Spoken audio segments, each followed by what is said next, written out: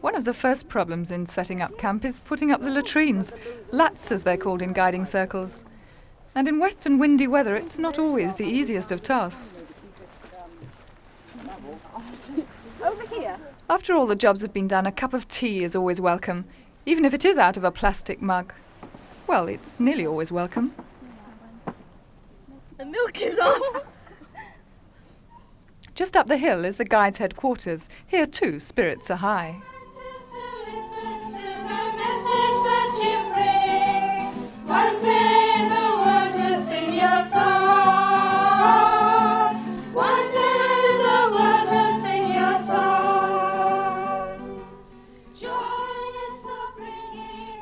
The guiding movement took over the house just over 30 years ago.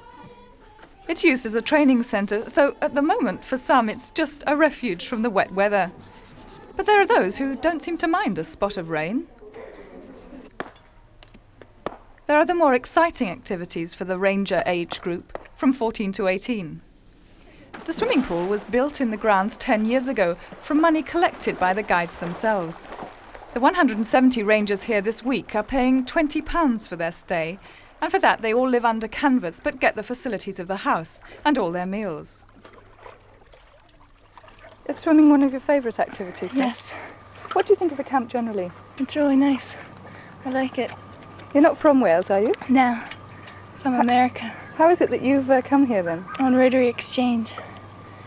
How does the camp compare to American camps? It's better. Well, meanwhile, back at that camp, the rangers are still having problems with the latrines. Could it be something to do with the howling gale?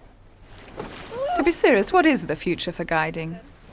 Well, I think if numbers mean anything, they've increased tremendously and we are still growing. And if we can get more leaders and more units formed, the girls seem to want to come. At this age, ranger age, 14 to 18, of course they do quite a lot of activities with the Venture Scouts. So it happens that this particular camp is a ranger-only camp, but very many activities at county levels, and of course at the recent Jamboree were with the Venture Scouts. But looking at our rangers here, they seem quite happy without their scouts.